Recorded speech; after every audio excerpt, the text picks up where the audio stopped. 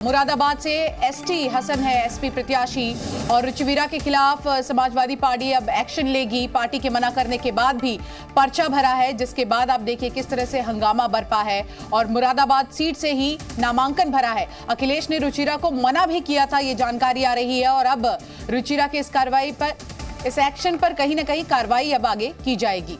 नामांकन दाखिल करने से पहले रुचिवीरा ने क्या कुछ कहा, ये सुनिए। और मेरा ख्याल है नॉमिनेशन कराना, क्योंकि एक समय की बाध्यता है, एक लिमिटेशन है, तो वो जरूरी है। उसके बाद आप लोगों के हर सवाल का जवाब दूंगी। मैं कुछ अफवाह उड़ रही है, एसटी हसन साहब कह रहे हैं अभी हमारा टिकट है, ऐसा कुछ है नहीं। कि कुछ तो बताइए थोड़ा, किसका टिकट है, कौन प्रत्याशी है? ये पार्टी के राष्ट्रीय अध्यक्ष जी से पूछिए या उनसे डॉक्टर साहब से पूछिए। मैं नॉमिनेशन के बाद अपनी तो रुचिवीरा का बयान आपने सुना किस तरह से। आप देखिए पार्टी के मना करने के बाद भी पर्चा भरने पहुंची और मुरादाबाद सीट से ही उन्होंने नामांकन भरा है, जिसके बाद अब अखिलेश यादव और साथ ही साथ समाजवादी पार्टी इस एक्शन पर कार्रवाई की बात कर रही है। कह रही है कि इस पूरे मामले पर जिस तरह से उन्होंने नामांकन भरा है, इस पर एक्शन लिया जा सकता है। तो मुरादाबाद से एसटी हसन है एसपी प्रत्याशी। रुचिवीरा के खिलाफ अब एसपी एक्शन लेने की तैयारी में। पार्टी के मना करने के बाद भी पर्चा भरा। मुरादाबाद सीट से भरा है नामांकन और पार्टी ने हिदायत दी थी कि ऐसा वो ना करे। अखिलेश ने रुचिवीरा को मना किया था। सूत्र ये बड़ी जानकारी दे रहे हैं। इस बड़ी खबर पर हमारे साथ हमारे सहयोगी विशाल रघुवंशी भी जुड़ गए हैं। विशाल, चुनाव से पहले ही आप देखिए किस तरह से समाजवादी पार्टी में आपसी कलह देखने को मिल रहा है और अब ये जनता के सामने है। कैसे संभालेंगे अखिलेश यादव?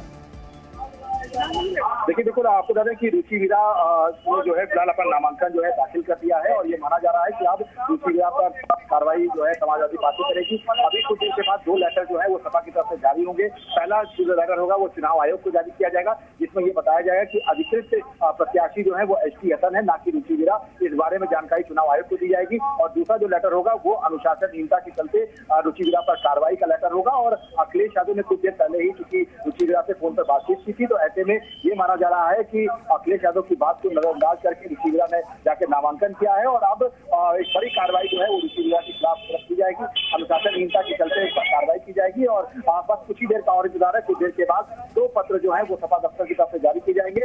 और अखिलेश यादव चूंकि बहुत नाराज है इस पूरे मामले को लेकर, रामपुर वाली घटना को लेकर भी और मुरादाबाद वाली घटना को लेकर भी, तो अभी से कुछ देर पहले उन्होंने बैठक में इस बात का जिक्र किया है कि जो लोग पार्टी से बगावत कर रहे हैं उनके खिलाफ सख्त से सख्त कार्रवाई की जाएगी। और इसके साथ साथ उन्होंने इस बात को भी स्पष्ट निर्देश दे दिए हैं कि पार्टी को इस वक्त एक साथ रहना है। ऐसे में किसी भी नेता के बहकावे में ना है, इस बात का जिक्र जो है उन्होंने बैठक में किया है। तो ऐसे में ये कहा सकता है कि रामपुर और मुरादाबाद दो सीटें ऐसी हैं जहां पर सपा के बीच में बगावत जो है वो दिखाई पड़ रही है। और जिसके बाद अब फिलहाल ये स्पष्ट हो गया है कि एसटी हसन ही मुरादाबाद से अधिकृत प्रत्याशी जो है वो सपा के हैं। और अब रुचिवीरा ने जो नामांकन किया है उनके खिलाफ सख्त कार्रवाई जो है वो की जाएगी पार्टी की तरफ से। शुक्रिया विशाल, तमाम अपडेट दर्शकों तक पहुंचाने के लिए। तो वहीं कल एसटी हसन ने मुरादाबाद से समाजवादी पार्टी उम्मीदवार की हैसियत से नामांकन किया था। जी न्यूज ने उनसे खास बातचीत की और इस बातचीत में उन्होंने क्या कुछ कहा, ये आपको सुनवाते हैं। देखिए, अखिलेश यादव जी जो मेरे पार्टी के राष्ट्रीय अध्यक्ष हैं, मैं उनका शुक्रगुजार हूं कि उन्होंने मेरे पर दोबारा भरोसा जताया है।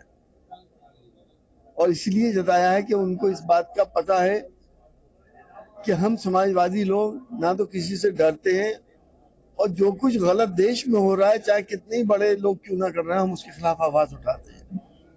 आपने भी देखा है कि हर मसले पे जो गलत है उसके खिलाफ हमने आवाजें उठाई। पार्लियामेंट में हमारा परफॉर्मेंस भी आपने देखा था। देश का चुनाव ये बहुत अहम चुनाव है, ये सिर्फ एसटी हसन की बात नहीं है। इस वक्त बात है संविधान को कैसे बचाया जाए। आप ही की जो पहले भी आपके प्रतिद्वंदी रहे हैं भारतीय जनता पार्टी से, पूर्व सर्वेश सिंह, उनको जो है भाजपा ने फिर से अपना प्रत्याशी बनाया है। देखिए, वो मेरे भी वो बुजुर्ग हैं, बुजुर्ग की हैसियत से मैं इज्जत करता हूँ। उन्हें बनाया है, भारतीय जनता पार्टी चुनाव लड़ेगी, लेकिन इस वक्त भारतीय जनता पार्टी के खिलाफ बड़ी भारी लहर है।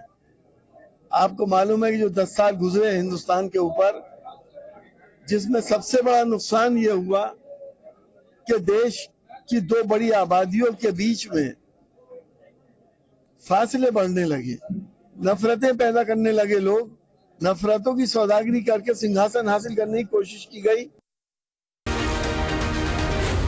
जी न्यूज़।